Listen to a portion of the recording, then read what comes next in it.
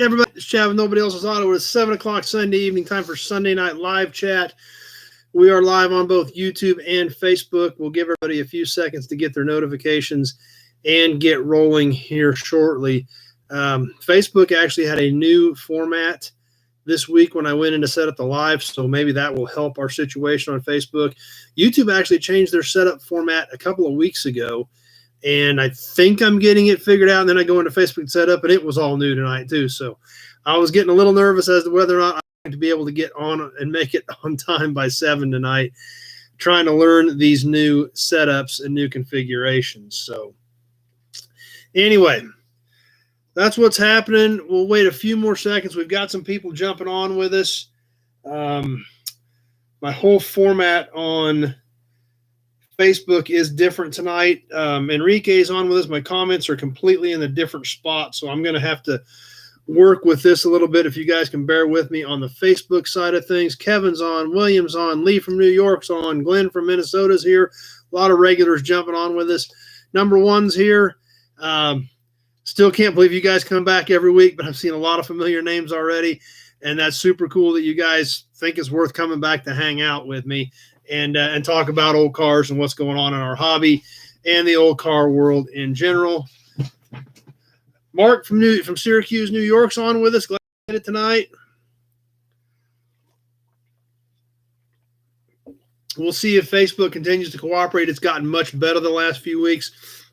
Hopefully it keeps ticking along and we'll be successful tonight with it as well. So anyway, what's been going on? It's Labor Day weekend, so don't really know how many people we're going to have on with us tonight. Obviously, a lot of people going on. A lot of people have stuff going on. Kevin's on. He says he loves the camaraderie, and that's great because that's what we're all here for, to hang out and talk about cars.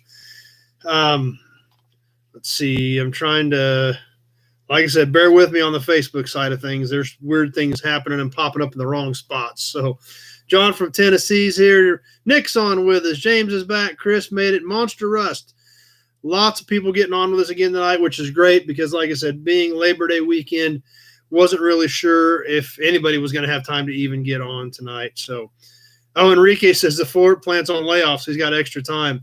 Yeah, I did see that Kansas City's going to shut down, as well as a lot of other plants for a couple of weeks. So, David W. is on. No, I actually still have not seen Don William. I'm starting to wonder what happened to him. He's been around here the longest. He's been around longer than any of the rest of the shop cats, and I haven't seen him.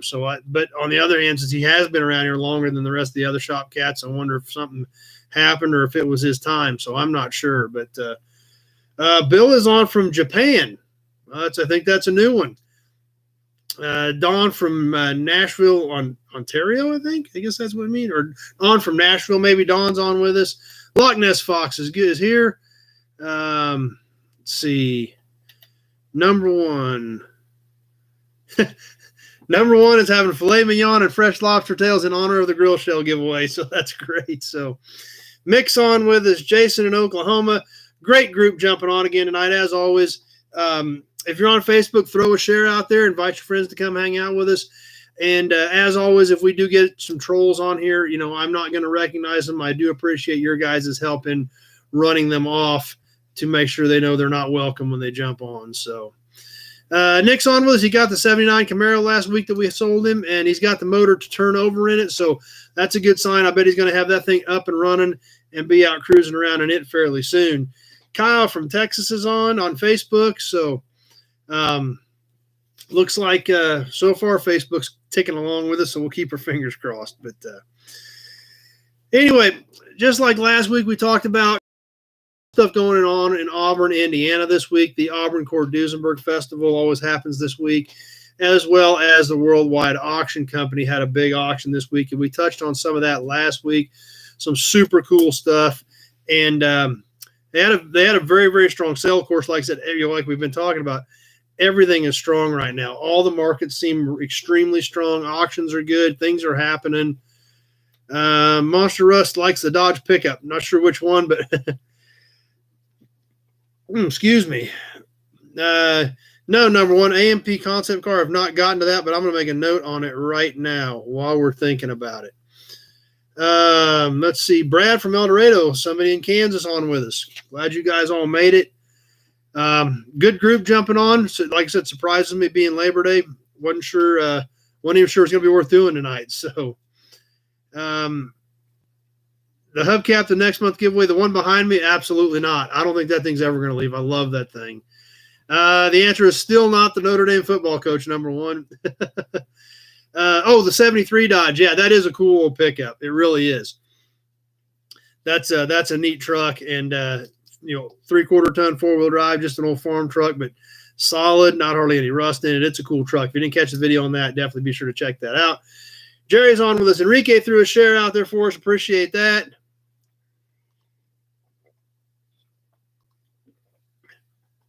But I did look up a few of the things that we talked about last week that was going to cross the block at Worldwide this year or this weekend. And some really neat stuff. And they did sell a lot of this stuff. So, the Tucker banner was cool. I hope you guys caught the video on the Tucker banner. It is super neat and awesome piece. Dave at the Pioneer Auto Show, where we bought it at, sat down with us while we were there, did a whole video explaining that story of that banner. Super cool. If you missed that when we get done tonight, be sure to check that out. Talk about actual history on a piece that rare and that cool. Great video. Hope you guys enjoyed that, and obviously some of you did. So D-Man's Garage is on, sitting in a Mexican restaurant watching. Oh, that's all right. We're glad you made it. Rico and Jess are here. Let's see. El Dorado, Kansas, 150th celebration and car show next Saturday, September 11th. If you're down around Wichita, be sure to catch the car show in El Dorado. Kevin in Nebraska just got a 53 Chevy 3100. That's a cool truck. Enrique, did I ever sell the truck bed that was bottom? I didn't have one covered in license plates. I had one covered in mobile porcelain signs. That's probably the one you're talking about. No, I do still have that. Monster Rust. Never seen a Tucker in person. I've seen one, I think. I know I've seen one. I can't remember if I've seen any more than that. There was one in Stone Mountain, Georgia, at an auto museum back in my Chrysler days when I was traveling with Chrysler. There was a small museum at Stone Mountain, Georgia, and they had one there. I did see that one. So, okay, Enrique, that is it. That's what we were talking about. No, I do still have that 48 to 52 Dodge half-ton short bed pickup box, and the whole entire floor is cut up mobile porcelain signs. So, shame on the signs, but man, if you're building the patina 48 to 52 Ford half-ton, it's a cool bed. Let's see. Number one's got to get the garlic butter for his lobster. So, see, D-Man says he doesn't have very good reception at the Mexican restaurant, but he's still hanging out with us, so that's what's important. But anyway, some of the cars we talked about from the Worldwide auction, I did check with my buddy Phil. My buddy Phil Skinner is there this weekend. He does help Worldwide, does a lot of their memorabilia stuff. So I did check in with him, and he said it was a good sale, and moved a lot of cars, including a lot of the ones that we discussed last week. I hope you guys check some of those out. If not, be sure to go back and look them up, just like the Dual Ghia. I don't know if you guys remember, we talked about the Dual Ghia last week. Italian body Dodge drivetrain. They built about 100 of them. This car they sold yesterday actually was originally purchased new by Frank Sinatra. So pretty good ownership history there when it goes back to old Blue Eyes himself. Obviously, the Dual Ghias were the preferred ride of the Rat Pack back in the day. And like I said, beautiful Italian design with Dodge powertrains. And the car did sell. They brought for $410,000. So obviously not a cheap car, but like I said, there's only a handful of them in the world, and they are very beautiful and very desirable. Allen, North Carolina. Then they built around 49 Tuckers. They built 50 Tuckers on the production line. One more car was assembled after the fact out of the parts. So technically, they technically built 50 is what everything goes off of, and then one more out of the parts. So that's kind of the story before the government got involved. And obviously, if you haven't seen the movie Tucker, definitely check it out. It was made back in the late 80s, and great movie. I've watched it multiple times. Fascinating story. Let's see. Monster Rust, because Frank owned it, does it raise the value? In certain instances. I mean, celebrity ownership never hurts a vehicle by any means. How much it helps it is completely debatable. Half-Ass Rat Rods is on with us tonight on Facebook. Glad you made it. Haven't seen you on here with us before. Mad Cow Mark is on with us. Good day. Maybe closer to evening in America. It's 7 o'clock Central Time on Sunday evening here, Mad Cow Mark. I don't know where you're at for sure, but we'd sure be curious. Old School made it with us. Glad you made her tonight. So, the celebrity ownership thing, it's always kind of debatable. But certain celebrities definitely do help increase the value of cars. But regardless, the fact that it's a dual Gia makes it an extremely valuable car, period. So nothing wrong with that. Susan's on with us. Big Job made it tonight. Monster Russ has a vehicle that was built for Ted Nugent. That'd be pretty cool. The Motor City Madman. Because he likes a lot of that stuff too. So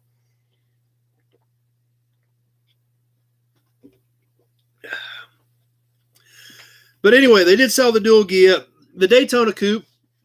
Let's see. Mad Cow Mark. It is 10:10 in the morning on Monday morning in Melbourne, Australia. So glad that you made it tonight. Glad you're hanging out with us. We do this every Sunday evening at 7 o'clock our time. So Old School just got 2 vintage McCullough 2-cycle oil cans in an estate sale. He's got a video on those. I don't think I've got many McCullough cans. I think there was chainsaw stuff. That chainsaw stuff gets pretty collectible. So those are cool pieces, I'm sure. Dan made it. Glad you're here tonight, Dan. But the Daytona Coupe, the Shelby Daytona Coupe, we did get into that fairly in-depth last week. Won't go into all the details again tonight. This was the 7th of 6 Daytona Coupes that Shelby built. Yes, I know that doesn't make any sense. They built 6 production competition, or I wouldn't say production cars. They were 6 cars strictly for competition. However, the build was commissioned by Carroll Shelby, and he did own the car, and it was built on an original Shelby chassis. So it's one of those debatable, no, it's not one of the original 6. Is it a Shelby? Well, it's a Shelby chassis. Carroll Shelby ordered it. Carroll Shelby bought it. Carroll Shelby owned it. You've got a lot. Scott from Texas just jumped on Facebook. Glad you made it. You get into a lot of the, kind of a gray area. No, it's not one of the originals, but is it a real Shelby Daytona? Yeah, it kind of is. So, but they did get that car sold for right around $1.4 million, which I do think a lot of times the original, quote original, one of the original 6s typically will bring a lot more than that. So, another interesting car they sold, 1931 Cadillac V12 dual cowl Phaeton. Really cool car, beautiful car. I really love some of those heavy classics because of the style, the design, those Art Deco stuff we'll never see again. Beautiful cars. And obviously this sale being in Auburn, the week of the ACD Festival was they're going to have a lot of that type of stuff there. There were several Auburns, several Cords that went across the block. But this 31 Cadillac dual cowl Phaeton with a V12 sold for $310,000. And they didn't have all these results posted last night when I was working on this. So I literally had to go through their entire video and bounce around to try to find results on some of these vehicles that we talked about last week. But they did have a mix of cars there too. They had an 85 K10, 85 Chevy pickup, half-ton four-wheel drive, real clean pickup, sold for $31,000. One thing that did shock me that we did talk about last week and spent a little bit of time with was the 1934 DeSoto Airflow. Obviously, the Airflow was ahead of its time. I mean, that's the only way to put it. Extremely ahead of its time. They were playing with aerodynamics. They were studying aerodynamics, and definitely ahead of their time. But the problem was they were so, for the time, unattractive and unloved that they flopped. And you hardly ever see them. But this one was kind of interesting. So I was watching the video as to come up with these numbers, try to put some information together for all you guys. This thing was just a couple guys went at it. I thought the car was done at 130. I thought the car was done at 140. Car ended up bringing 170, which is crazy money for an Airflow. But like I said, it was interesting to see, that's for sure. Let's see. Jerry's on with us. Monster Russ says Yenkos are more important than Shelby's, the way it looks like with the way he prefers them. Alan, North Carolina's last coupe he saw brought for $7 million, and that's what I was thinking. I thought they were right around $6 million. So, obviously, the fact that it was a later built car did definitely affect the value. Darren's on with us. Wish he had the 57 Safari two-door wagon he had back in the 80s. Yeah, Safari wagons are great cars too. Chevy's version of the Nomad, but anymore, I like pretty much almost any wagons. So 63 Rambler 660 Country Classic wagon. Well, like I just said, Richard, I pretty much like about any wagons. Huge fan of wagons. They're so cool. They were so unloved for so long, and people completely ignored them, used them for demo cars, and destroyed them, and now they're super cool and super neat. But anyway, like I said, tons of cool stuff went through worldwide this weekend. Be sure to check them out. You can look them up on the online. Flip through the catalog of what they sold. They had a huge Packard collection they sold this weekend.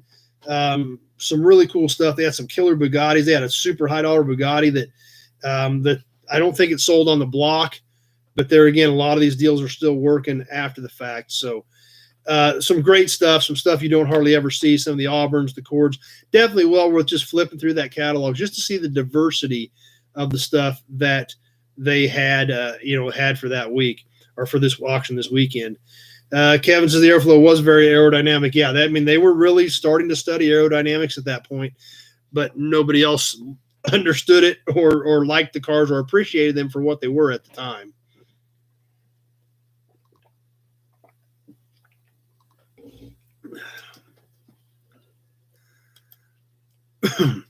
So anyway, that's about all I had on that. Just a few highlights. Like I said, the results, they didn't have them actually posted where I could actually study the list. I had to go through the video and pull out some of the stuff we talked about last week. So I didn't get a lot of results, but definitely some notes worth mentioning. And like I said, be sure to check that catalog out. Well worth it. Roman says too rich for him though. So, but he'll take a project. Bill, driving an all-original 57 Del Rio in the land of the rising Prius.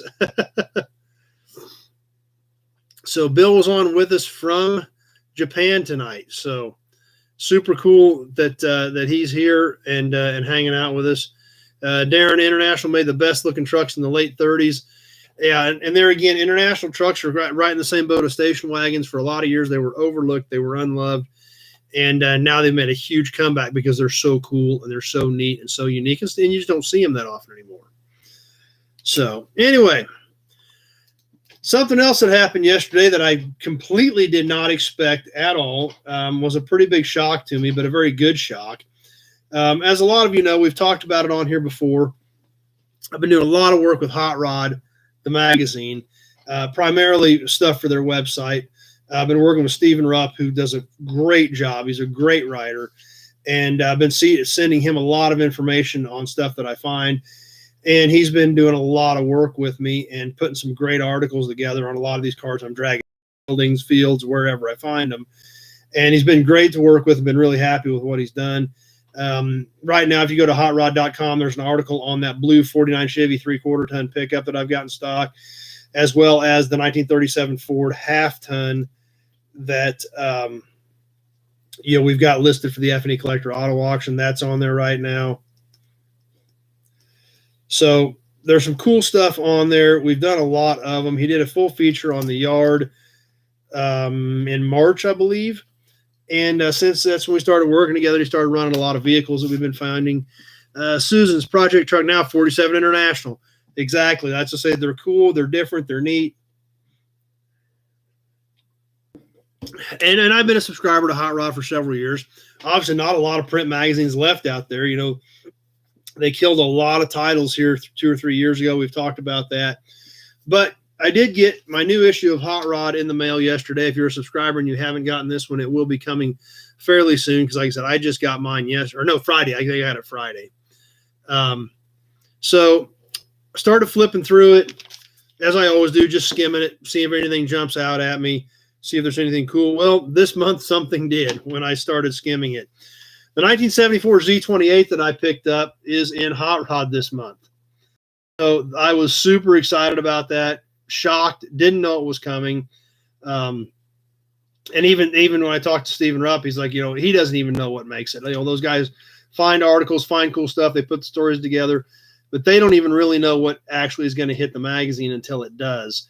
So, there's who I don't know, whoever makes the decisions, whoever does it, but was really excited about that. They did a great article on it. Essentially, it's the article that Stephen ran on it, which I actually wrote the majority of that article. He cleaned it up, of course, because he's a professional and I'm not. But I did write most of what you do read in there was my words. Some more good pictures, more good parts of the article. And I think there was one more page of it. Yep. One more page or some more new pictures, a few more pictures. So I know a lot of people get stuff in magazines, but for me, I was pretty excited to see that. It shocked me. I was not expecting it.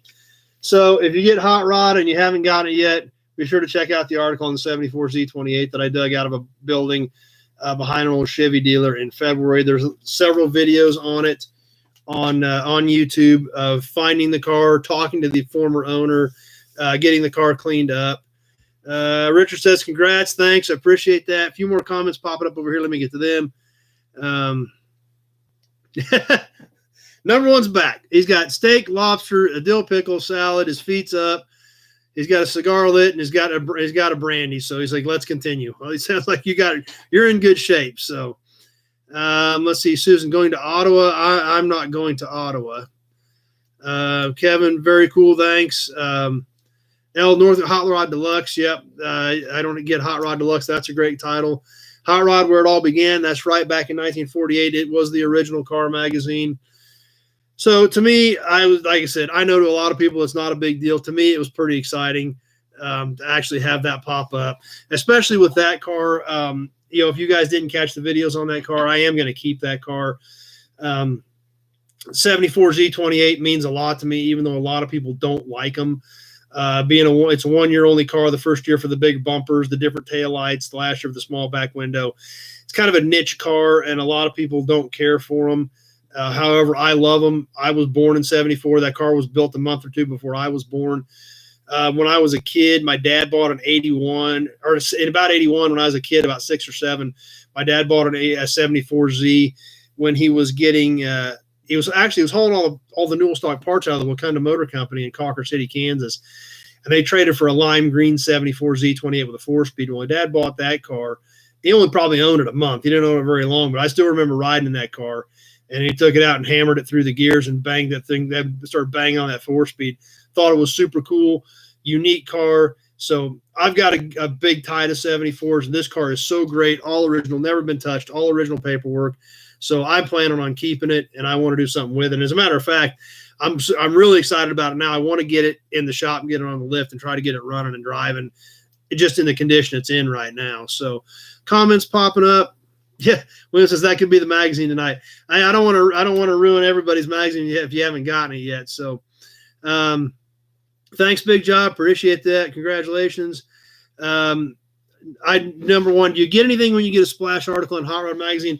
I didn't get anything at all out of it, other than the fact that they did mention the yard, they did mention YouTube, they did mention Facebook, they did put all of my information in there, but I didn't get a check for it or anything. But I'm just so excited about it. They mentioned me, they mentioned the yard, they mentioned YouTube and Facebook, plus my car's in there, and it's a car that I want to keep and really like.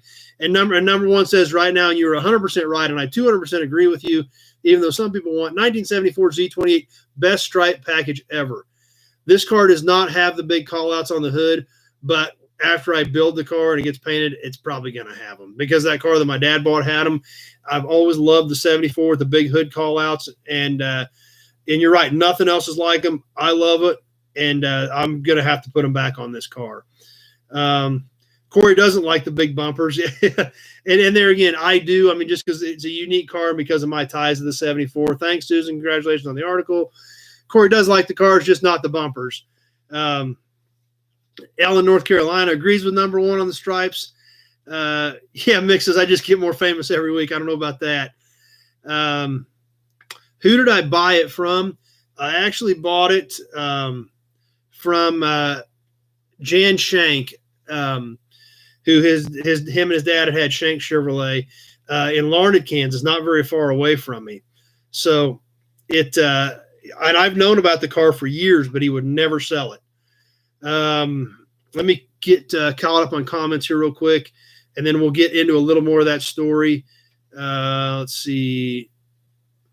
Yeah, like Kevin says, you got to recognize that's money. I hope it turns into money. I hope people call wanting to buy more stuff. No, I don't want to spell Chad out instead of Z28 and the big stripes. I like the Z28s. So Nick understands, that's for sure, because Nick just got his 79 that I shipped out to him, and I know Nick gets it. So Big Job says we did lock up a little bit on YouTube, and he's not had that happen before. So maybe we've got a little bit of feed issue there.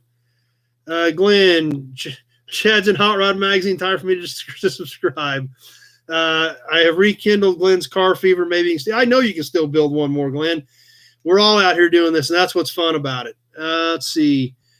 Old School. Dennis Collins video this week found 72 Trans Am strike car. I haven't seen that one. I don't know much about that one at all. Number one wants to know if Navy Nick's starting his channel yet on the Camaro on the 79. So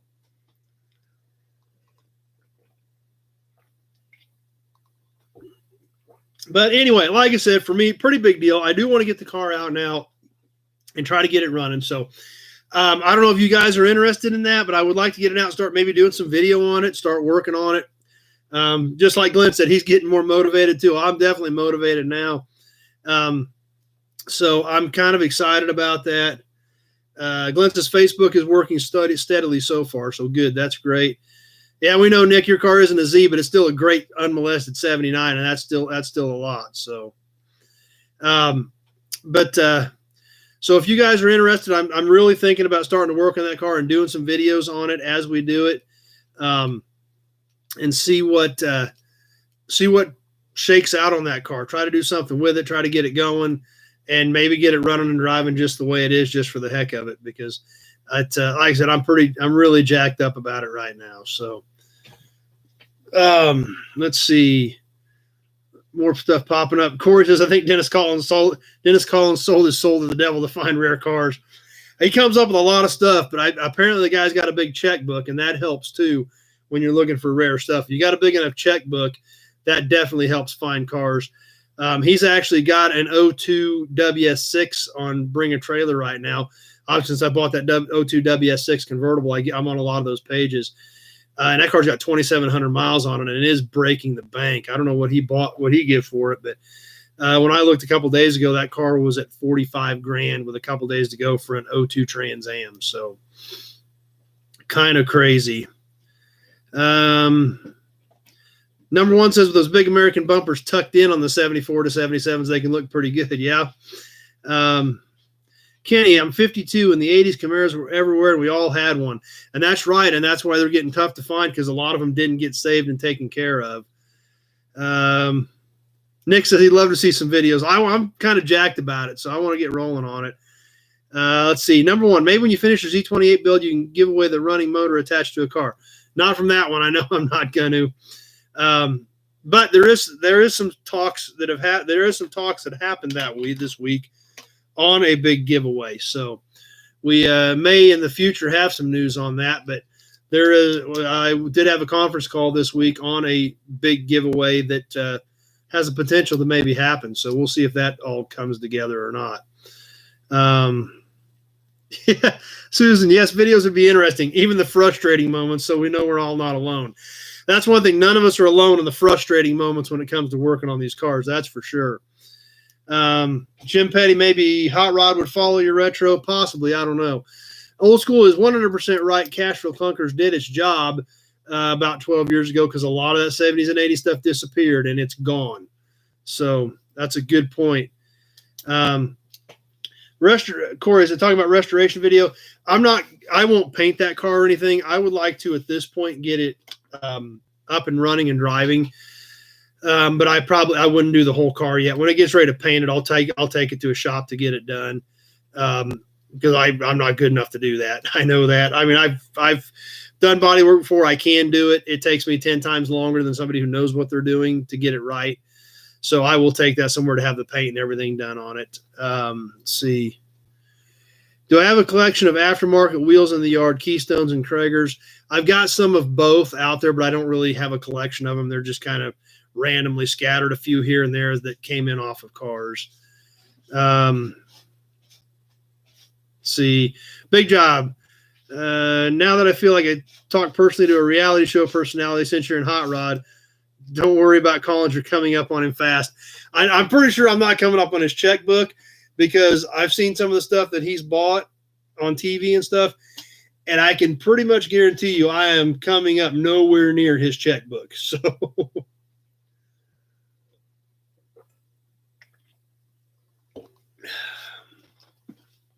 Mick, where are you going to find the hours of the week to work on it? That's going to be a little bit of a challenge. That's kind of why I want to get it over and get it up on the lift so that I've got it here on the lift where I get an hour or two. I can maybe get something done on it. And if not, I can raise it back up and still get a car underneath it if I need the space. And it's just going to be a bits and pieces type thing. It's the only way I can do it. And I know that. I know I can't just take a day and tear into it.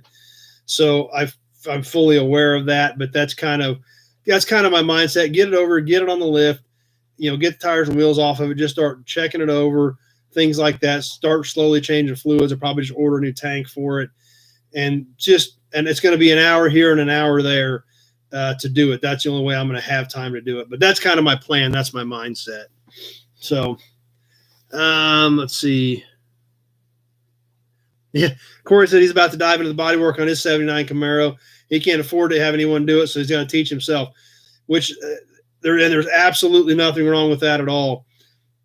Learning it yourself, because then again, you've just got another skill. You're just better at what you know and what you do. The more you learn, the better. And sometimes, there may be, like a junior college that may offer it, or a tech school that may offer an evening class where you can go learn some of the basics. I've seen a lot of guys do that as well, just to teach themselves, and learn about it and know about it. And then, if you want to do another car later, you've got a lot of that down. Let's see, Glenn, any aluminum slotted wheels, 8-lug, 3/4 ton Ford? I don't think I've got any 3/4 ton slots.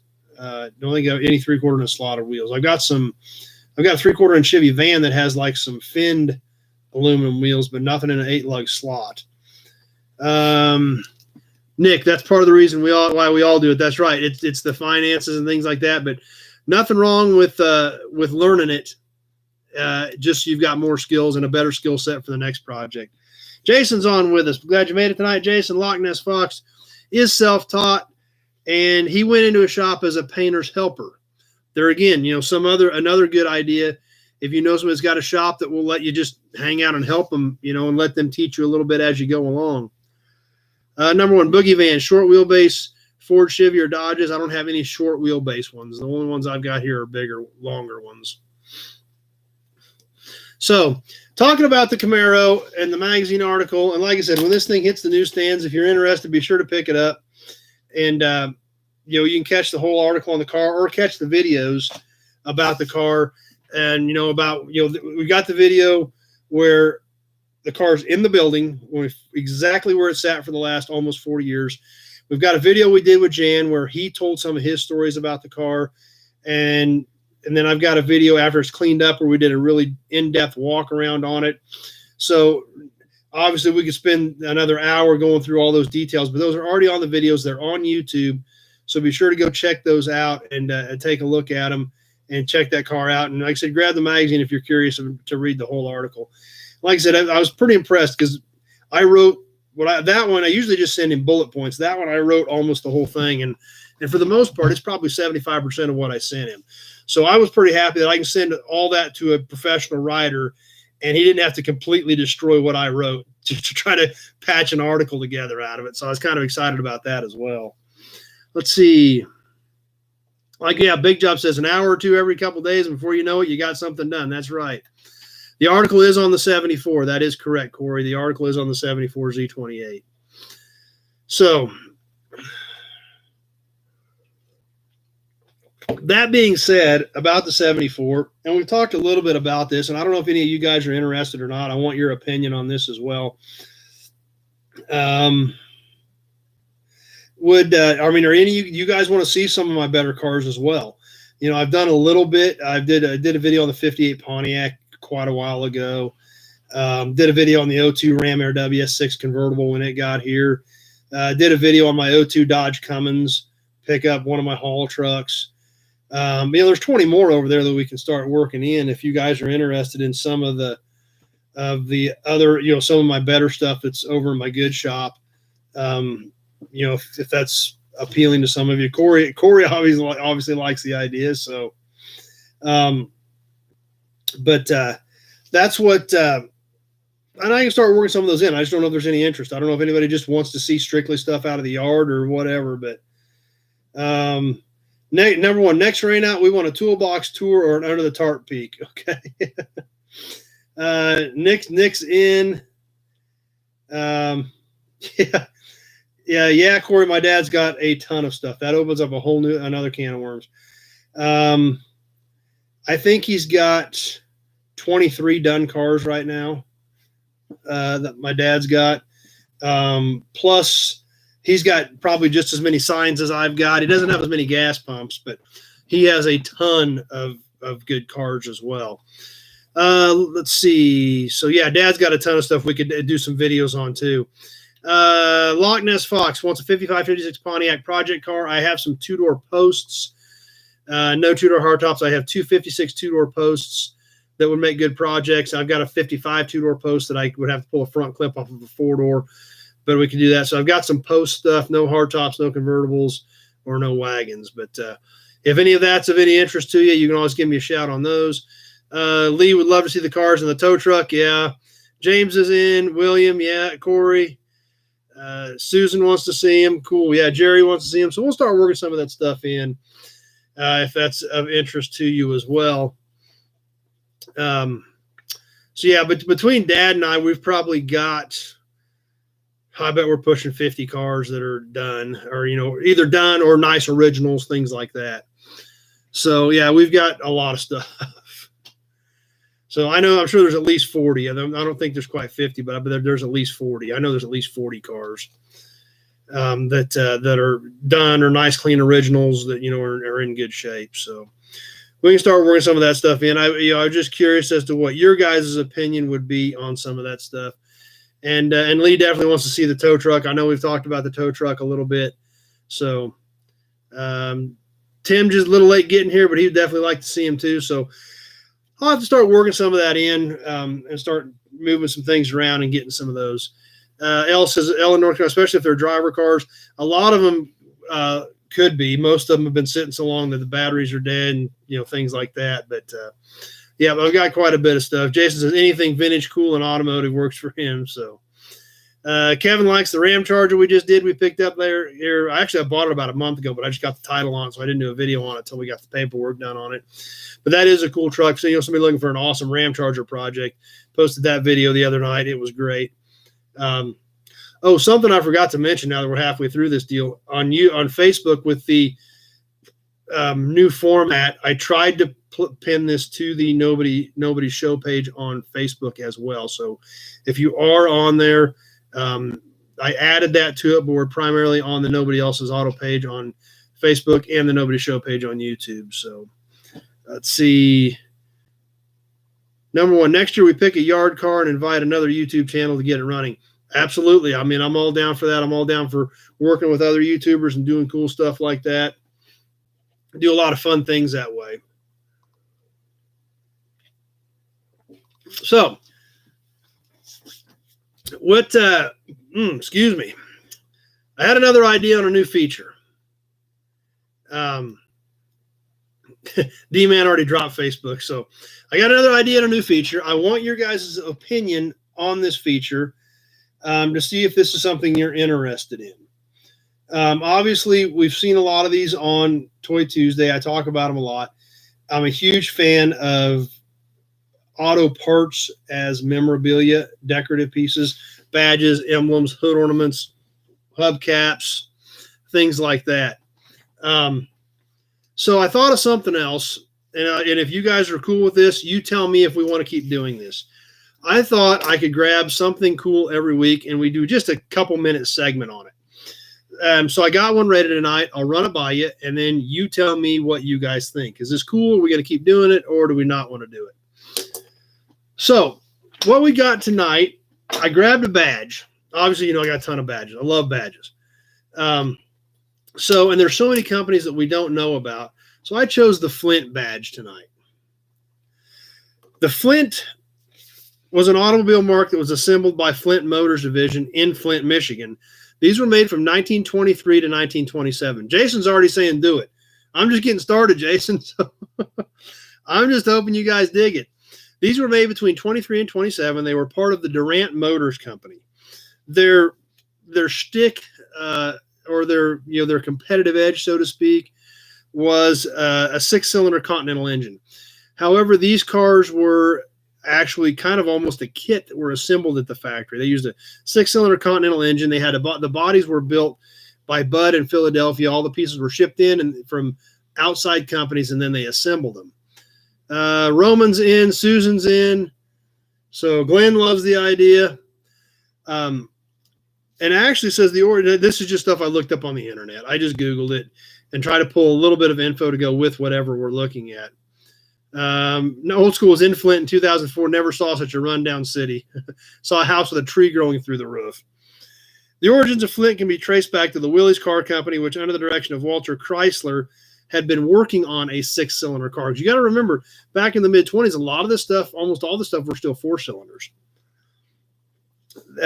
Willys sold off the prototype to generate cash, and that prototype was modified to create the Flint. Due to financial issues with Durant, Flint was discontinued in 1927.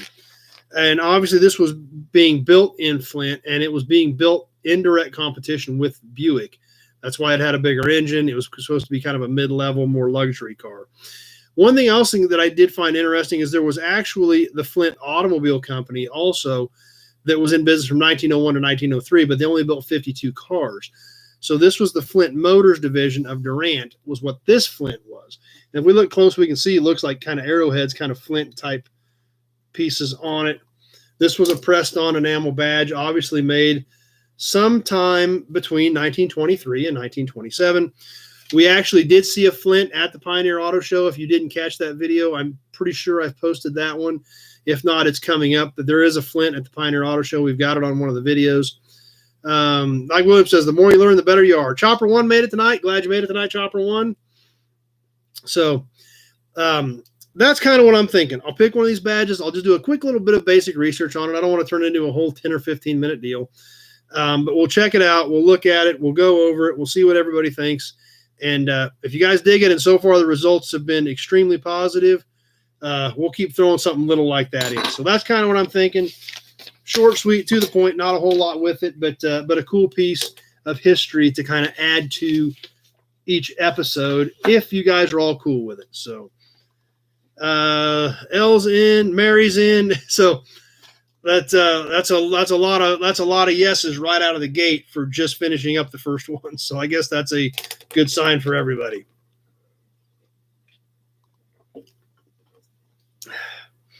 See, Lee likes it. Old School likes it. Kevin likes it. Just Tinkering likes it. Cool. Glad you guys all dig it. Real quick, we'll throw this in too before we get in the magazine, since I've got this up tonight, and it is the Auburn Cord Duesenberg Festival week. We did look at this a few weeks ago on Toy Tuesday. If you missed it, new old stock, 12-cylinder Auburn cap. So Nick likes it. Jason likes it. Tim likes it. Oh, great. Yeah. Chopper likes it. Everybody likes it. So that's a lot of good. That's a lot of good positive feedback. So Adam likes it on Facebook. So we're gonna check this out real quick. This is brand new. I bought this at the Auburn Cord Duesenberg Company. Won't spend a lot of time on this because we did do it on Toy Tuesday. It is brand new. Never been on a car for a 12-cylinder Auburn. So I thought that was a cool piece to hang up tonight, since it was Auburn Cord Duesenberg week in Auburn, Indiana. And thought we'd use that for tonight for our decoration. So great piece. I really like it. And last one they had on the shelf. So anyway, tonight's magazine. Who's ready for the magazine? The actual magazine tonight that we're going to check out. New magazine tonight, one we have not done in the past, which was a little bit of a challenge. You know, some of these magazines, we've done enough of them, I pretty much know what to expect. This one was a different one. So Chopper One worked on a few Auburns back in the day. Yeah, they're cool cars. This magazine is from January of 1958, and it is speed age for every motor enthusiast. Something a little different. We have not done a speed age before, so we'll cruise through this one and check it out real quick. And then we're going to give away that Auburn or that Huntmobile grill shell. So we'll try to get through the magazine fairly quick so we can get to the giveaway, because I know that's why a lot of us are here tonight. And there is some cool stuff in here. There again, we look back at these magazines with 20/20 hindsight. One of the first big articles, 1958, the last stand for Packard. Now, obviously, we were talking about brand new cars. It's weird today to talk about brand new Packards. The last stand for Packard, obviously, they had merged with Studebaker, and as we all know now, 1958 was the last year for Packard. So this article was correct. Did give a lot of details about it, had a bunch of pictures, a timeline of Packard's history. So kind of a neat deal there. There again, looking back with 20/20 hindsight, Old School's grandparents weren't even born when Auburn ceased the company. But that's what's great about learning and studying and being on here and hanging out. The next part of this we're going to check out. Jim Whipple tests the 58 Chevrolet, specifications on the 1958 Chevrolet. Once again, they're doing this on brand new cars. We're looking back at it now 60-some years later and checking this out. Chopper One, 57, 58 Furies are his favorite along with the Impala. Yep, they're cool cars. This does break down both the Impala and the Bel Air. Obviously listing the Bel Air with a 283 and the Impala with a 348. And give some of the specifications around them. Top speed of 120 mile an hour for the Impala, 110 for the Bel Air. The next page, they also did another test on the 58 Corvette. Once again, we're talking about, brand new car road tests in the day. So kind of neat that there again, we're looking back with 20/20 hindsight, talking about these cars, what we know about them today versus what they were writing about them brand new in 1958. And let's see, I'm going to try to kind of keep moving through here. There is a lot of racing stuff in here. Since it is speed age, there was a lot more motorsports in here than I thought. One more article I want to catch, then we'll show you a little bit of the racing stuff, and then we'll go ahead and get into the ads. But they have an article on the Speedostat, the dashboard autopilot called Speedostat, which obviously we know today is cruise control. But this was a very, very early testing of cruise controls. Old School, how many Corvettes were made in 58? I'm not sure. Typically back in those eras, it was, I think 57 was around 6,000. 58, I think, was a little bit less than that. I know 57. My dad's got a 57. I know they were right around 6,000. So Old School says 9168, more 58s than 57s. 265 V8 test engine is in the 58. I doubt it, because in 57 they should have went to the 283. So I'm sure the 58 should have been a 283 by then. They do have it listed in here as a 283. So Susan's got to go. Saving to watch later. Wants a t-shirt. That's great. You can PayPal me on it. You can send me a check or money order. That information is in the text for this live, or you can always give me a call after we get, or give me a call tomorrow and we can get it worked out and get a shirt on the way to you, Susan. Thanks for watching tonight. So the Speedostat dashboard autopilot cruise control, and it did say the transmission-driven speed control unit is at the car's engine left front. A small reversible electric motor activates the accelerator linkage. So it, so it actually did have an electric motor that was set to help control the speed. Obviously, we don't know anything, don't hear anything about it today, so it probably wasn't extremely successful. But it was there again. We're looking back with 20/20 hindsight at what was happening in 1958, what they were testing, what they were working on, things like that. Let's see. Just tinkering. Was the speedest at a mechanical stop on the throttle like an old throttle stop on a motorcycle? Apparently not, since it says you used an electrical motor. I got ahead of you there. So, but I do know what you're talking about. I have seen. I know years ago, Dad bought a '61 Pontiac that had a cruise lever in it, and that's what it was. It was a throttle lock that was available on '61 Pontiacs, because I have seen one of those. Big job. We're not here just for the giveaways. We're here because you're our ambassador of iron and oil. Well, thanks for that. I do appreciate that. D-Man Garage Builds has a 29 Model A golf cart with cruise control. But there's a lot of different, like I said, a lot of motorsport stuff in here. But one area that I was going to show you, because there's so many of them, like I said, half this magazine is motorsports. So I was going to hit some of the highest points. Glenn, I was wondering why the 348 409 never made it into the early Corvettes. I'm guessing weight, size, physical size, and weight is my guess as to why they never used them in the early Corvettes. But as far as the motorsports, they had the Racing Roundup, which had a lot of shorts. This was about circle track midget cars in the Racing Roundup section in this 1958 issue of Speed Age.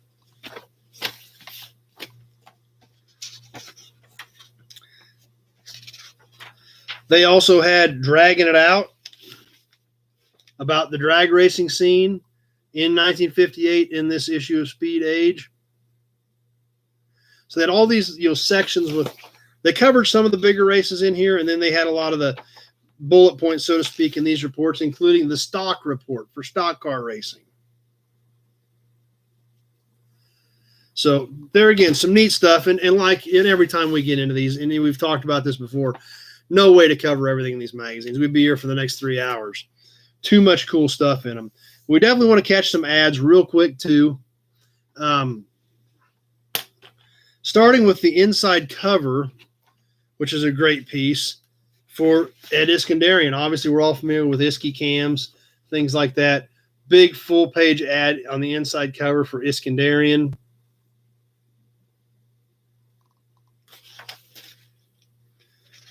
Flip up a couple of pages here to Newhouse Automotive Industries. Christmas gift ideas from the Mail Mart. There again, accessories type stuff, custom pinstriping, things like that you could order from Newhouse Industries.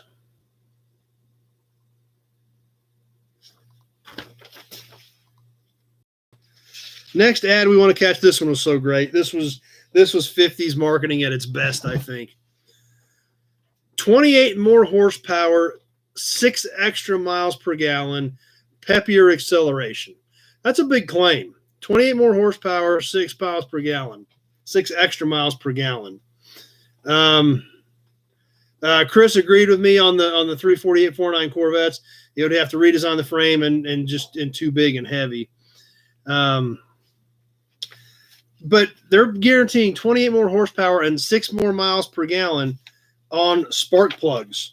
So these must have been some pretty amazing spark plugs that the Almquist Engineering Company were selling to be able to advertise 28 more horsepower and 6 more mile per gallon out of spark plugs. So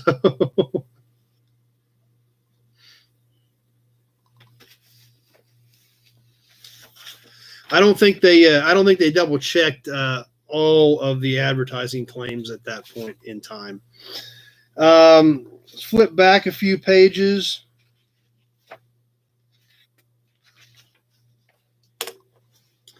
And this is a great ad. McGurk Engineering. McGurk, and these are pretty cool manifolds, and they are desirable. McGurk did this ad is cams and pistons, but they also did some really cool dual carb intakes. Chevrolet Speed equipment right here, talking about cams and pistons to build Chevy engines with. So that's a cool one. Like I said, McGurk intakes, they had some great pieces back in the day. The next page over, and this has 2 great ads on it I wanted to check out. There's one deep, powerful engine throb with your exhaust tuner. And it looks like an addition that goes in your exhaust, and they are literally calling it an exhaust tuner to change the sound of your exhaust on your hot rod. So I found that very interesting that they literally just were selling you something that stuck in your tailpipe and said it changed the sound of your exhaust. The next ad on below the exhaust tuner was for the U.S. General Supply Company, wholesale tools. So apparently, Harbor Freight is not new to this game. Even back in 1958, you could order your wholesale tools out of the back of Speed Age.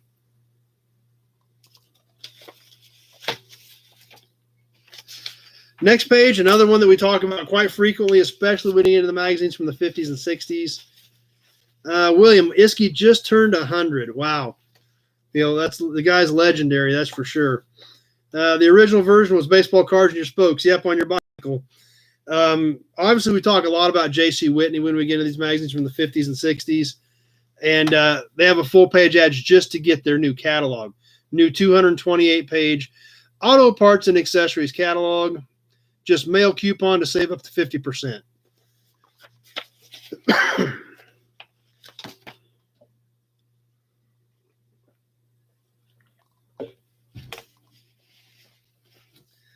What else do we have?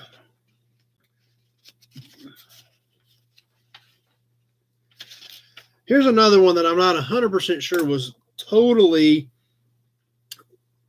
checked out for truth in advertising. The new Waterless Battery.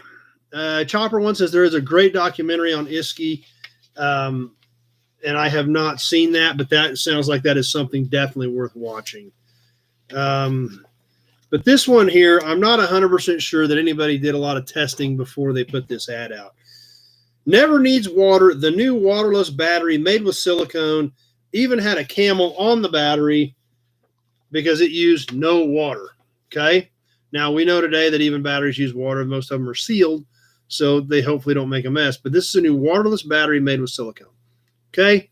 Sounded interesting. I'm going to look at it, see what it says.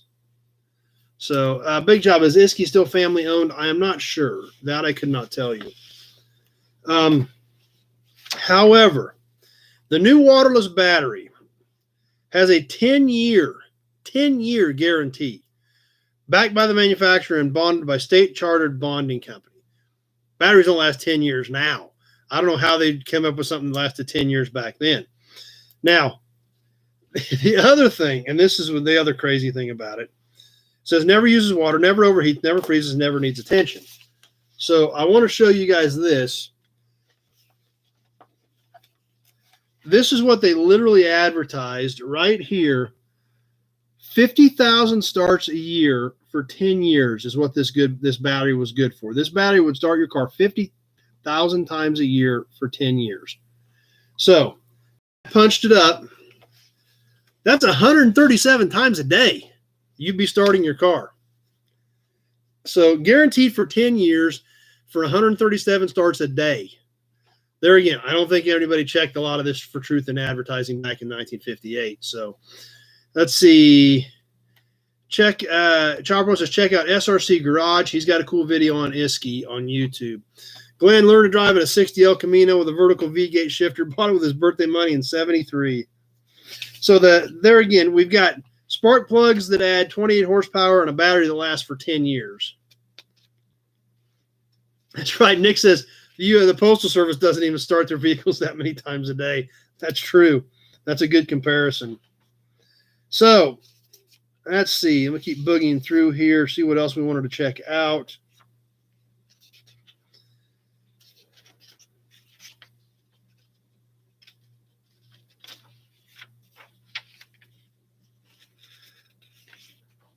I found this one very interesting.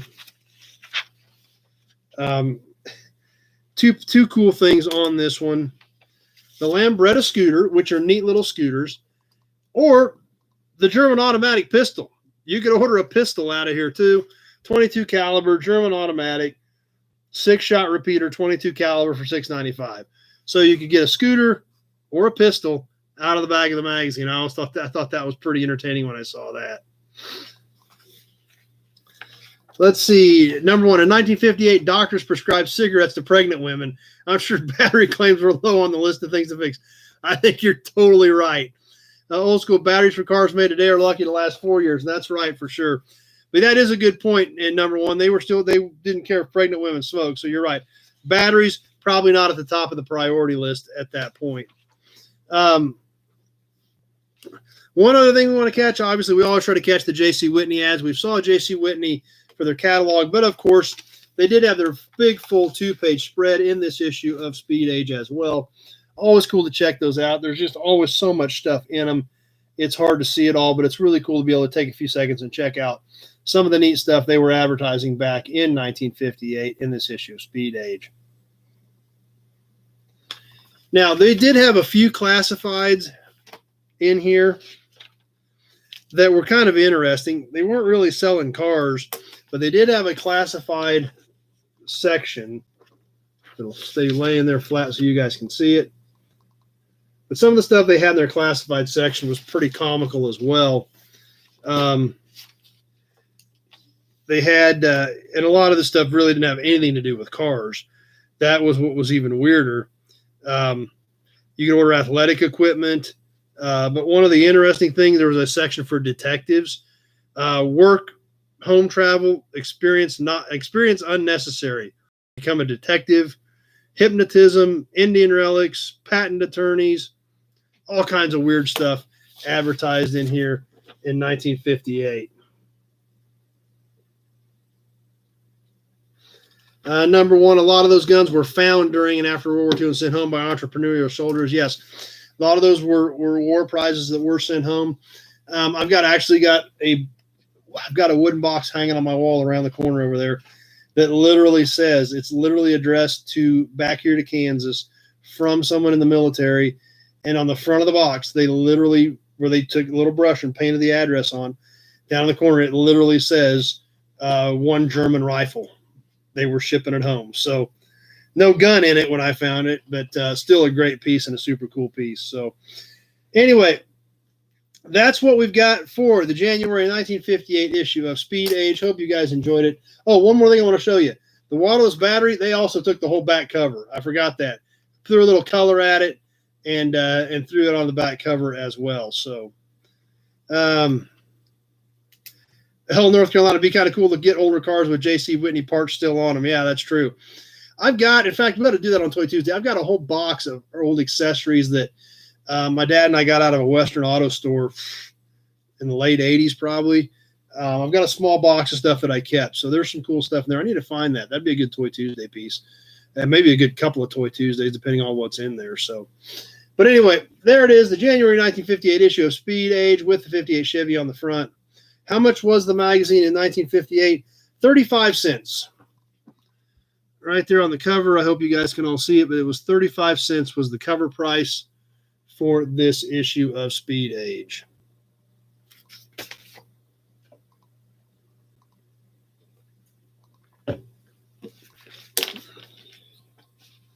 All right.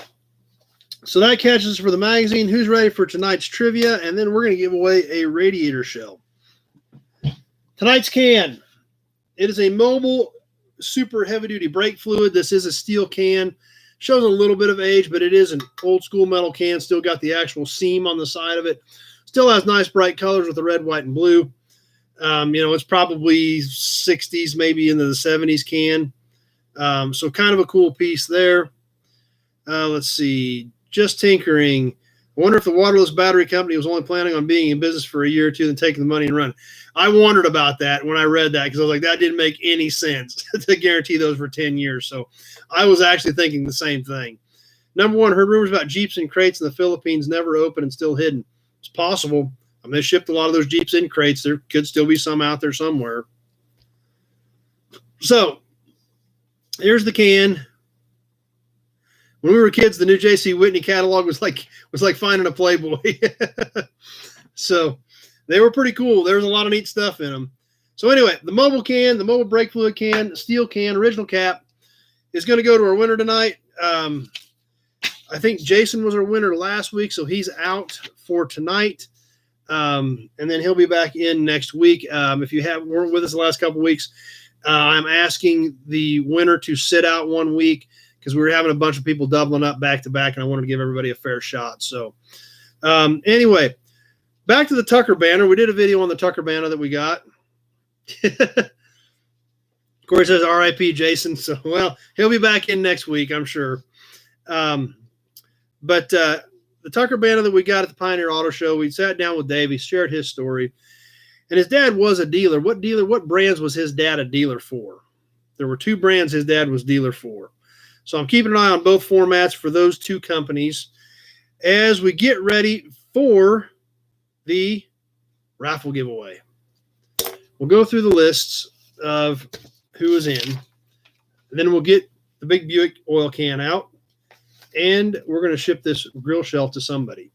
So keep an eye on the format, or both formats, as we go through the list of people that are in. If I do not read your name and you paid me, so yeah, Scott says, even back then companies were trying to feed everybody BS. Yeah, there's some truth to that too. After reading those few ads, I would agree with that. So let's see, you've got some guesses starting to pop up, but nothing yet. There were 2 of them that his dad was involved with. But on the raffle for tonight, if I don't read your name off and you thought you PayPal me or sent something in, let me know and we'll get you in for next month. If you have it in the mail and it didn't get here, I'll put you in for next month. What I have right now, Bill Wagaman is in, Alfred DeLudy, Lee Carr,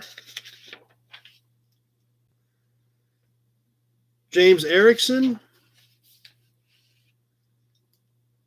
Jason Withrow. Got some guesses popping up, nothing yet. Lee Carr is in again. He bought in twice.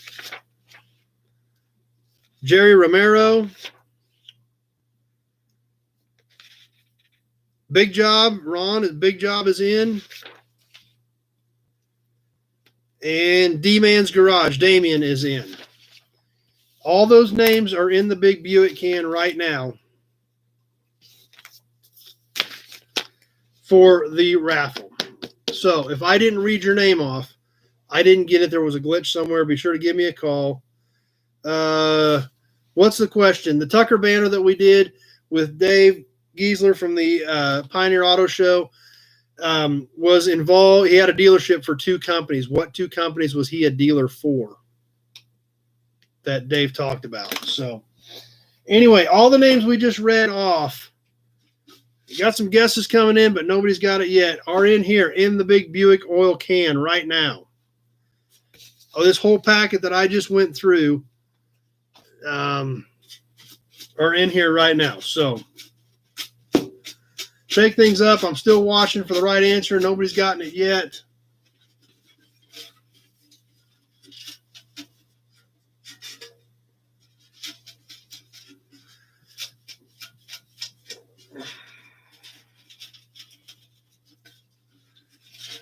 So in there are all those names that I just read off, however many times.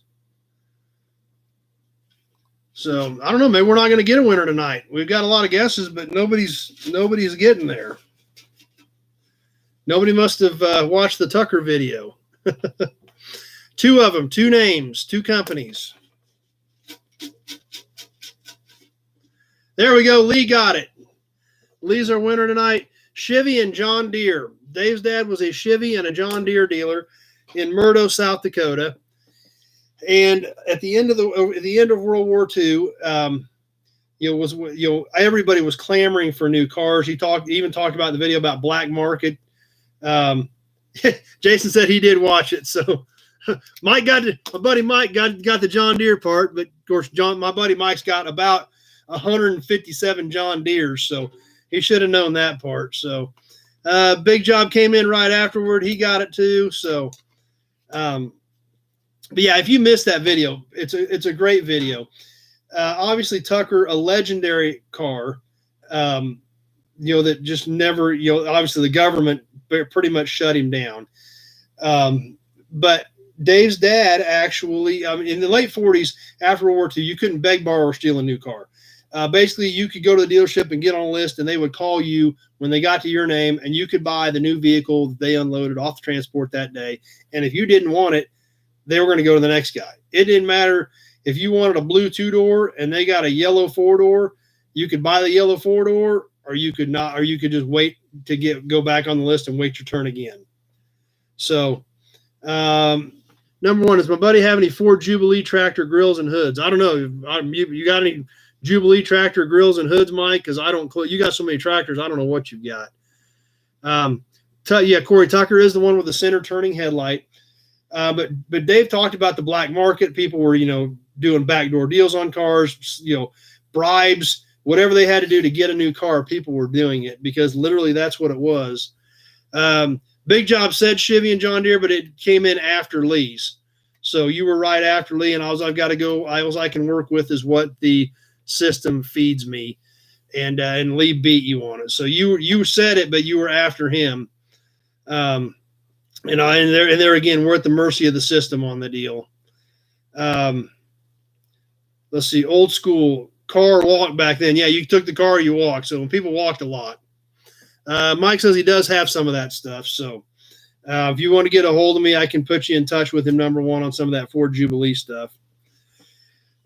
So when the Tucker was announced, and obviously everybody's clamoring for new cars, Dave's dad saw the potential opportunity for, that's right, you were right, Big Job, just a little late. So appreciate you playing and trying. So his dad did sign on to be a Tucker dealer, gave him his $1,000 deposit, and basically got a banner, which I shockingly still to this day can't believe that Dave sold it to myself and my daughter, because it's such an awesome piece. So excited to have it in our collection. If you didn't catch that video, be sure to go back and watch it. It is on YouTube. I haven't transferred it to Facebook yet. But it's so cool to hear the story from the guy's son who signed up to be a Tucker dealer, to buy the banner from him, have him share his story about it, what he remembers about it from being a kid, the excitement about it, signing up to be a dealer, and then for him to sell us that banner meant a ton to me, and I was so excited about it, so glad that he was willing to sit down and do that video, share that story with all of us, because that's the history that is disappearing. Dave's in his 80s now, and that history isn't going to be around unless we capture it while we can for all of us to have and to share and to pass down. So check out the video on the Tucker banner. It was cool. I was really excited about it. Glenn says Facebook's hanging in there. That's awesome. I'm super excited about that. Tucker, number one, Tucker developed other vehicles other than human cargo and transport, like escalators and moving sidewalks and some other weird stuff. Yeah, Tucker developed all kinds of stuff. He had a super engineering brain, and he had a vehicle that was rejected by the military because it was too fast. It met all the standards, but it was too fast. I don't know about you, but if I was in the military wanting to get away, I'd want something fast. He actually designed a turret as well that was used by the military, like a turret for airplanes. So, Brandon, any hearses? Only hearse right now is my dad's got a 96 Cadillac. That's a really slick car that he's running through the F&E Collector Auto Auction here in about a month. Old school. We need to educate the younger generation about history. Seems like today's society wants to erase our history. I'm not going to say I can't disagree with that statement. So I think you're pretty close to a lot of that. So anyway, cool video. Be sure to check that out if you missed it. And not only excited to be able to add that piece to our collection, but honored that Dave would sell that to us and let us add that to our collection and then share his story and his history about it. So anyway, all the names are in here. Every name I read off, they're all in here right now. I got a whole bunch of them right there. We're going to shake them all up. And somebody is going to win this. Let's see. William, you have to be one lucky, respected, honest person to get rare things from people. I have a 30s Packard horn from my grandfather before he passed. It still works with a 6-volt battery. There again, a horn from the 30s, you still hook it up and it still works. So Glenn says, get a new cup. Well, this was not leaking yet. It's still working. So big job of Crease with old school too about history. But anyway, let's give this thing away. The Hupmobile grill shell. We've looked at it before. You've seen it. You've all seen it. Super cool badge right there. Minor damage on the bottom, but solid, not rotted out. Has some depth to it. If somebody wanted to make a shelf out of it to put cans or Hot Wheels in, put a mirror in it, hang it in your bathroom, put it on your rat rod. But whoever wins this thing, let us know what you do with it, or let us know what your ideas are for it. And I'd love to see what you guys decide to do with this thing. So anyway, that being said, let's give it away.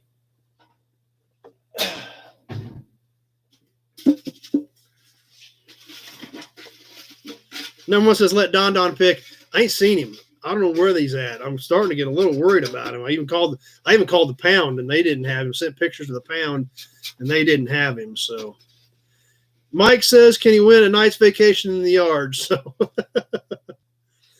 old school reward for the missing Don. Yeah, I actually probably would give a reward for the missing Don at this point. So, okay. Darren says you'd have to be married to somebody special if we could get away with a grill shell for a mirror in the bathroom. Okay, I've got our winner. I've got it in my hand right now. Here it is. D-Man's Garage is our winner tonight. Damien's our winner of the grill shell. So, Jason's hoping it was him. It wasn't. So, there's the grill shell. D-Man's Garage is our winner. So, he's on with us. He looks excited. Now, we're going to give away a weight rating tag as well. Like I said, these are new old stock. The winner's going to get their choice of half ton, 1.5 ton, or 2.5 ton. Brand new. These were for trucks back in the day. These bolted on top of your regular license plate. Big Job says he loves the ideas. So Classic Ride Society made it. Glad you made it tonight. So next name's going to get one of these tags. Whichever one you want, just let me know. Let's go back into the can. Stir them up again. Glenn says he's just going to send me a new cup. So now if we do pull D-Man's Garage again, he is ineligible. So you've already won one, so he is ineligible. That's what we decided. So if this is not D-Man's Garage, this is our winner. If it is, we'll grab again. So let's see what we've got here on this one. Bill Wagaman is who is going to get a weight rating tag. So if you're still on with us, Bill, let me know which one you want, and we'll send you one of those out as well. So as always, thanks for playing, everybody. I hope you guys are still enjoying this. I have fun doing it. So I hope you guys enjoy playing along. So far, we've been doing okay. It's covering the costs of it. So, we'll keep doing it as long as they don't start losing money. I don't expect to get rich off of it by any means, but it's got to cover its costs of me finding this stuff and the shipping to get it to somebody. So we will check and see. Let's see. Corey says, good luck. He's going to catch everybody later. But anyway, so you guys can get a hold of me on those. Make sure we get the shipping. Bill, I think I've got your address. D-Man, I do not.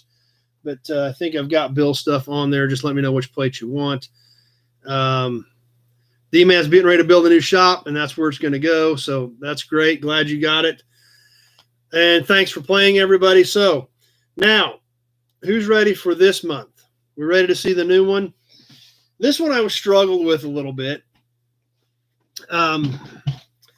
It's another toy. And I thought about this. It's been laying around the shop for quite a while. I didn't know what to do with it. Chopper One's signing off. Glad you made it for a while tonight. But this month's raffle, I said it's another toy. It's a toy truck. And it's a little bit rough, and I was trying to decide, is it good enough to do the raffle with? Is it not good enough to do the raffle with? But then I thought about all of us that are on here, all the guys that hang out here, the group that we get together here every Sunday night. And I thought, I'm gonna clean it up, and I'm going to take a little rubbing compound to it. And I'm going to see if I can bring some of the color back to it. It's scratched and chipped, things like that, because it was played with. Big Job. Now he'd be on Craigslist Marketplace looking for a grill shell.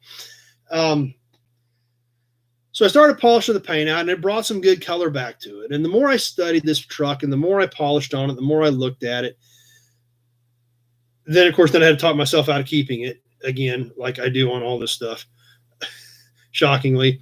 But I thought, no, this is a good piece for our group. So scratched and tell me what's a scratch and chipped. You mean perfect. And the more I worked on this last night and I got some real fine rubbing compound, rubbing out the paint, started waxing it, and Brandon, 55 Chevy 150 handyman wagon, front and rear bumpers, rat rod material. I've got a couple of 4-door Bel Airs. I don't remember if they've got bumpers on them or not. So you'd have to give me a shout on that tomorrow. I'll get you on my list and check and see what I've got. So I started working on this truck and I cleaned it up, and then I started gaining more appreciation for this truck, almost for as much as what it isn't as for much as what it is, if that makes any sense.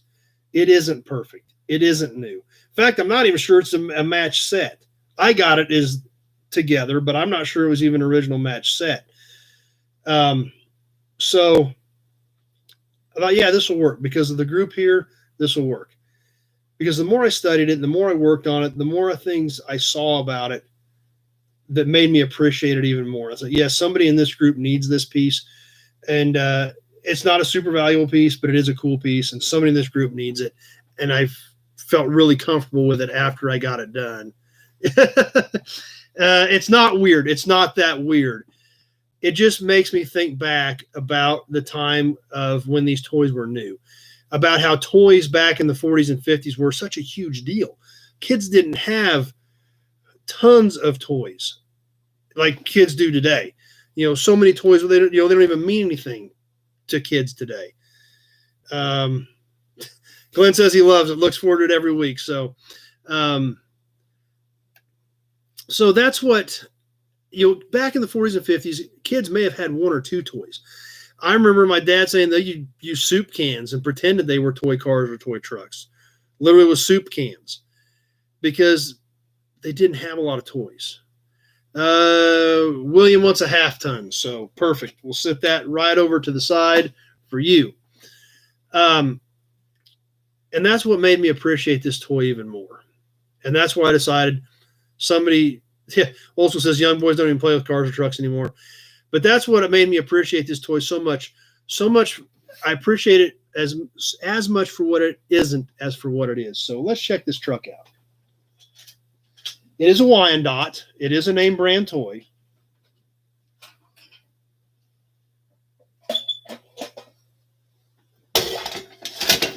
And here she is. Right there. Tractor and a trailer. We'll look at the two pieces individually here in a second. Like I said, the trailer does have a yellow bottom. Has a yellow bottom, so they could have come together originally, but I'm not sure whether they did or not. So let's look at these two pieces individually and study them a little bit. Number one, currently trying to collect Hot Wheels Sweet 16, but only in fair to rough played with condition, and a story and photo from the owner, which is great. Old school already likes the truck. The tractor still has the Wyandotte on the doors. Mike says something he wants to enter for. Kevin likes it. D-Man likes it. Jim still got his. It's got the nose on it. Like I said, this thing was played with. It was played with hard. How big were kids' bus back then? Must have been for farm kids.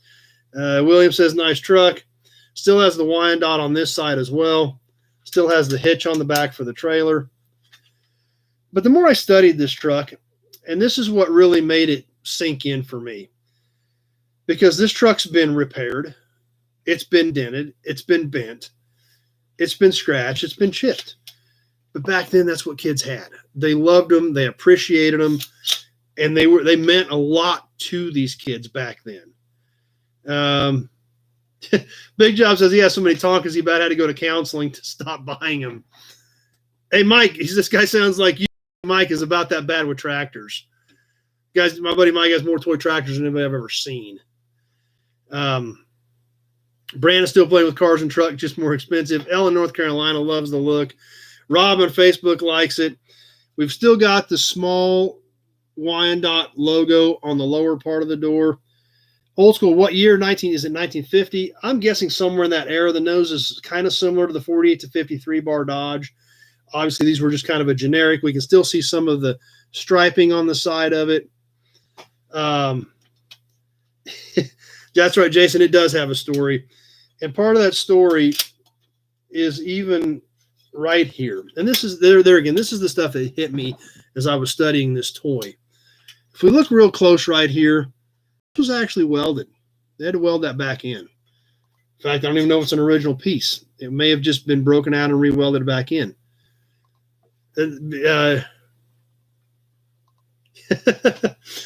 Number one says, Mike seems like a great deal. My new buddy going to give him a great deal on Golden Jubilee parts. This truck does have all the wheels on it, wheels and axles all here. But you look back, today, if a kid breaks their toy, what do? They throw it away and they want a new one. They fix this stuff. I don't know if you guys can see inside the cab or not. I'll see if I can get it flipped around up here. I don't know if we're going to be able to see or not in there, but you can see right in there kind of where they welded that in. There's a little bit of slag in there from when they did it, and it burned the paint. Because that's what you did. You fixed it. A lot of these toys meant so much to those kids, that's all they had. They didn't have so ungodly many toys they didn't know what to do with them. They had one, maybe two. They were a big deal. There was a big deal at Christmas too. This truck new was probably $10. That was a ton of money back then when you're making 75 cents an hour. An $8 or $10 toy, that was a huge deal. It was a day's worth of wages almost. So, William, my dad unfortunately had to sell his collection of toys, but he still talks about them. Yeah. And you're right, old school, that toy made a kid so happy. It really did. That's why when I started working on this truck, and I thought, well, let's scratch this, dent it. I don't know if these guys are going to like it. But then it really made me realize, no, this is the group for this thing. It really is. Darren says, yeah, remember breaking an axle and replacing it with all threads. So there's the tractor that goes with it. Now, let's look at the trailer. Some sort of a livestock type setup because it had like sides on it. Wyandotte truck lines on the side of it. Still has some decent color to the paint. Once again, we look down here on both sides. It was repaired, and it's like that on both sides where they had to do a repair to it. They probably broke loose. These were just had some metal tabs. They welded it along the front edge. There again, if it broke, that would be devastating to a kid. So they tack welded it in and made it all work. So that's why I thought this thing is pretty cool. This is actually the piece for this group. The other side also has the Wyandotte badge on it. Where was Wyandotte in Michigan? I'm not sure. That I couldn't tell you exactly where they were based out of. Let's see. No, it just says manufactured by All Metal Products Company. No, it does. It is Wyandotte, Michigan. You are 100% right, old school. Manufactured by All Metal Products, Wyandotte, Michigan, USA. So this truck still has the stand on it, or this trailer. Has a little lever over here. You can flip the stand down or up. Has a cool light right here on the front, a little reflector. It looks like it had 3 originally, only one of them left. The rear still has a light on each side. Probably had a rear door or something on it at some point, which is missing. Jim says that is south of Detroit. So, number one, the windshield frame needed to be welded in. The roof would have collapsed without it. That's probably true, yep. Old school has a late 40s Wyandotte stake truck, green in color. So, anyway, like I said, I really debated as to whether or not this was a piece that this group would dig. So I decided to go ahead and go with it after I cleaned it up and really thought about the story and the history of this piece. Darren, difference is those toys were made of something that could be repaired. That's true. Plastic today can't be fixed. So there's the trailer that's going to go with this, with the Wyandottes on the side of it. Going to hook up to this tractor right, and we're going to ship this to the winner. Now, there's going to be a bonus with this. Along with this, when I got this with a bunch of toys, I'm going to ship you a bonus piece.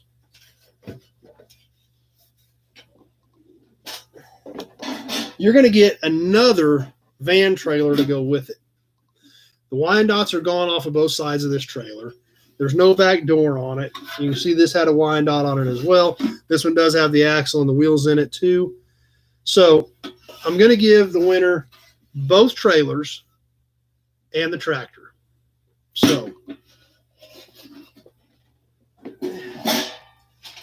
that's what we've got for September. I hope you guys like it. Like I said, I was really worried about it. I debated about it. I rolled around in my head. I just didn't know. But the more I studied the piece, and then of course about talked myself into keeping it, like I do on all this stuff, I thought, no, this truck was loved, was extremely well loved. 60, 70 years ago, it meant the world to some kid. I know with the group we've got on here now that this truck is going to go into somebody's collection and once again be loved and be respected, not only for what it is, but also for what it isn't, being a brand new, shiny, fancy piece. So anyway, that's it. Let's see. Mary likes it. Number 1, Detroit built her dreams and hobbies. There's some truth to that. Jason, that's the kind of stuff I decorate my house with, things that are different and tell a story. I wouldn't have been able to let it go. Well, I there again, you guys don't understand. I've got to build myself up to these raffles. I mean, I literally have to build myself up to them. So yeah, I had to keep telling myself, no, I'm not going to keep it. It does need to go. Jim says, guys that collect promos, repair them. Yeah, I've seen some of that. Jason does like it. Big job. Old Tonka's a guy by the name of Dennis Sullivan has all the molds for the older ones in Minnesota. And so that's probably a good thing for Tonka collectors to get the pieces that they can't get anymore. Old School says he's in. Yeah, and like I said, I don't. You guys that are out of the United States, I have no problem with you playing, but I'm going to have you help. You've got to have a way to ship it because I don't, or be willing to pay for the shipping over and above what it would be in the U.S. because I really don't have any clue of what it would take to get something like that to Canada. D-Man who would go right next to his old Texaco truck. Darren, can I do more than one raffle entry? You can do as many as you want. They're $1 a piece. Every $1 you send me, you go into here one time. $1 you go in once. $5 you go in 5 times. 10 times. Send me $100, you go in here 100 times. So as many as you want, check, money order, or PayPal. The information is all on the text part of this post. We will work this throughout the month of September. And let's see, probably we may try to give it away October 3rd, which is going to be a really screwed up weekend for me due to the auction with the F&E Collector Auto Auction coming up that weekend. So that's going to be a little bit of a screwed up weekend. We're going to shoot for a target date of October 3rd, but that may possibly change. And then next week, I will announce the second place winner, what they're going to get, the second prize. So, see, we got some stuff popping up here. Old School, I just got a 60s Nyland steam shovel excavator. That's great. That's cool too. Tonka VW is number 1. Do not have any of those. Micah James is the biggest Tonka collector in the U.S. Have not heard of him. Old School has a number 1. Old School has a Buddy L ski van. Oh, that'd be cool in the box. Number 1, it'd be cheaper to ship from Kansas to Canada with USPS than to ship Canada to Canada with Canadian Post. So Jason says it's going to look great next to his dump truck. Yeah, Jason won a great Structo dump truck here a few months ago. That was a very, very nice piece with good paint. So Demas, us old guys that like old cars and trucks will like this toy truck. Well, I'm glad Jerry likes the truck. I'm glad that you guys dig it. Like I said, I struggled with it as to whether or not you guys would appreciate it. But the more I thought about it, the more I studied the piece, the more I looked at the piece's history, I was like, yeah, somebody will respect this truck and take care of it. And it will once again be somebody's prized possession in a collection where it will be respected, not only for what it is, but for the fact that it isn't brand new and shiny. It was been cheaper. It's been loved and dinged and scratched, but will be appreciated again. So that's the next raffle. Stay tuned next week. We'll announce the second place winner, what the second place winner is going to get. Kevin says that would make a great birthday present to himself. So anyway, a few more things to wrap up. and then we'll get off of here tonight. Darren still has Tonkas from his childhood. Yeah, it's amazing, and that's what's so great about this chat is we get on here, we get to talk, and the memories and that a lot of these things evoke something in the magazine, the toy, the giveaway, whatever. Maybe it's going to be the badge or an emblem or a hood ornament that we look at on that new segment from here forward. What it brings back for us is so great, and your guys' participation is what really makes this thing tick. So Big Job says he's definitely in. Jason says his birthday is Friday, so that'd be great. William says, can you find another tab that is for the show? Number one, when do we raffle something from Tractor Mike's collection, like a Jubilee grill and hood? So anyway, that's what we'll do for the raffle. I'm glad you guys appreciate it. I'm glad you guys respect the truck, because I was worried about it, but I love the truck. Even though we don't know the truck story, the truck still tells us a good part of its story, and that's what's great about it. Anyway, on to the next segment, new inventory. William, you can find another car. You find another cab at a toy show. Yeah, you probably could. Yeah, that's for sure.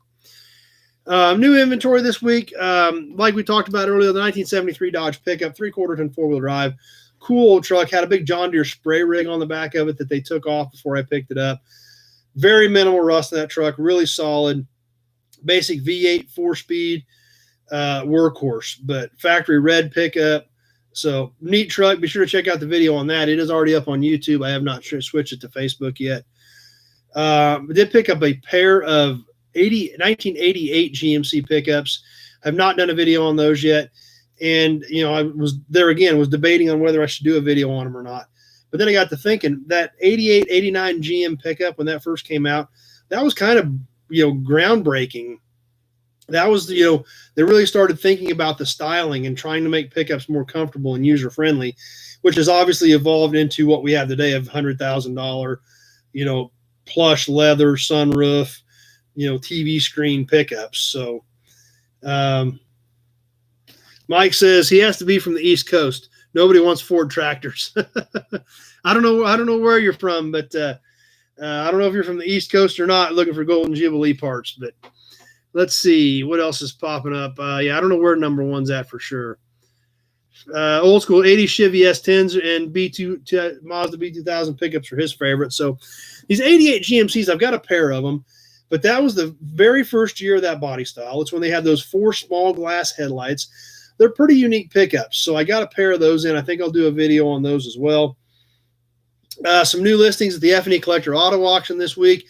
If you've not checked that out at feclassiccarauction.com, be sure to jump on there and check out the new listings. 1967 Mustang convertible went up this week, and a super clean, low mileage 1990 Mustang GT convertible. We all know Fox bodies are getting hot. This thing is super slick. I think it's got 38,000 miles on it, all original paperwork, original window sticker. Great car. If you're a guy, you've got to check that Mustang out. It is up, feclassiccarauction.com. Be sure to check that out. More stuff going up this week. Number one is from the City of Champions, Edmonton, Alberta, Canada. So apparently they like Fords in Canada is where they like Ford tractors, Mike. But a lot of stuff going up this week. Some memorabilia starting to load on there as well. Be sure to check it out. Online bidding available through proxy bid for the F&E Collector Auto Auction. Would love to have some of you guys come out here. Would love to see some of you here. It's a great time. If not, and there's something you're interested in, be sure to be on proxy bid so you can bid online. And as always, if you've got any questions on that, you can always give me a shout as well. So D-Man Garage needs a carrier and a 256 gear for a 70 Buick's Pontiac rear end. There again, I probably got them, but nothing I know anything about because the cars have been sitting for a long time. So, so be sure to keep an eye on that, feclassiccarauction.com. We are also on Facebook and YouTube under F&E Classic Auto F&E Collector Auto Auction. Be sure to check those pages out. Keep up with the new videos on the stuff that's getting ready to cross the block. That hearse is on there. If we had a question about the hearse, the 96 Cadillac hearse, that video is up. Big Job says, thanks for keeping him dreaming about the Ford in the background of the Ram Charger video. It's really easy, Big Job. All you got to do is send me a check, and it's yours. And we talked about this last week. I mean, Big Job needs that truck. I think Big Job needs that truck.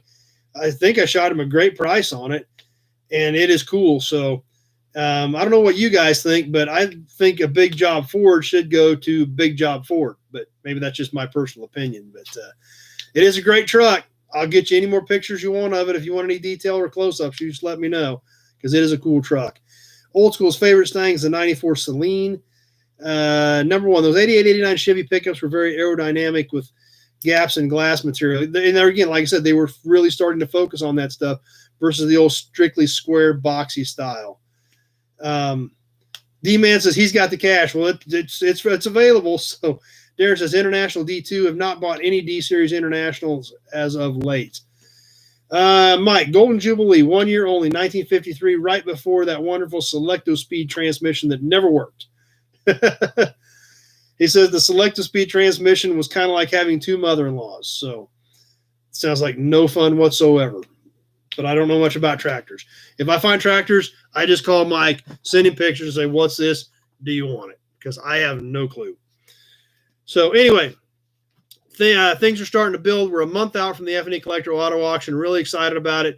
A lot of stuff coming up. A lot of stuff going to be getting listed, and a lot of things coming together. So stay tuned to that website or Facebook or YouTube, and it would be great to see some of you guys out here. And if you do get out here, be sure to stop and say hi. Let's see. William forgot to reset the first one. See you Tuesday. Mike, 80s cars are getting super pricey. I know you've been talking about picking them up. That's right. The 80s stuff is getting tough to find. That's why those 88 GMCs went ahead and brought them in, because I think that there again, that front end was only used for a couple years. Not a lot of them out there, and I think this stuff is going to be tough to find.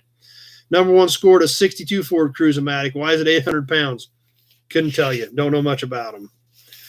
Anyway, what's coming up for videos this week? We're going to do another one from the Pioneer Auto Show. It's not going to be strictly car-based. I shot this video just in case you're going through South Dakota and you want to stop at the Pioneer Auto Show because they have such an amazing collection of cars, trucks, and memorabilia.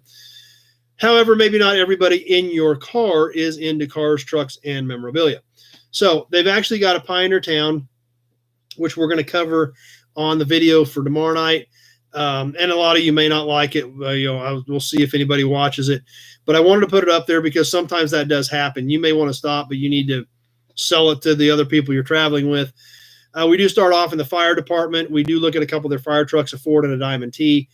And then we'll catch the train depot, the general store, the clock shop, the bank, the jail, and the radio shop. So that won't be, there is some trucks in the fire department, but that's going to be kind of a generic video on the Pioneer Auto Show that I want to put out there so everybody knows that there's other stuff there as well, strictly cars and trucks.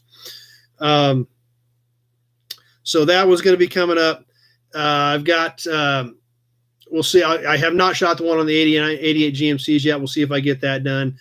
I've got some other stuff done in the yard that is going to be coming up as well.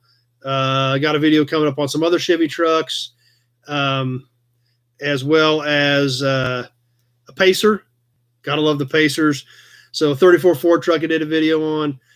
Big Job says, hey, Dennis, you need to sell me one. He needs to sell me something.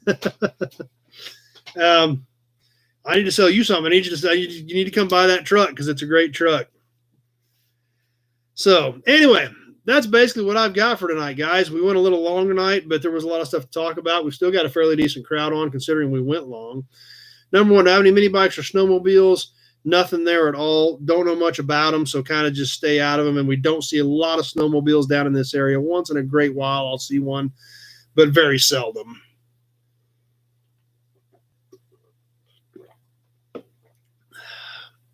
So anyway, that's what's cooking. That's what I've got going. Lots of stuff happening. I'm going to try to pick up some more inventory this week, get some more videos on that. Obviously, a lot of stuff going to start happening to the F&E Collector Auto Auction. That thing is going to start ramping up quick. Super excited about that. If you've got any questions about anything in the yard or the F&E Collector Auto Auction, you can always give me a call.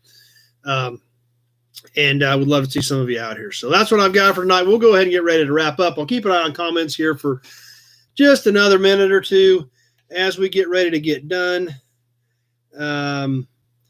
Let's see. Number 1, Big Job, Nobody's Truck Trade and Video Collaboration. Yeah, shoot, yeah.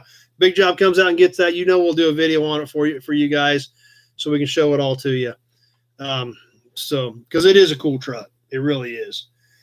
But anyway, nothing else popping up. I'll keep an eye out for a few more seconds as I get ready to sign off. As always, thanks for stopping by tonight, guys. If you guys weren't here participating, commenting, engaging, wouldn't be anything.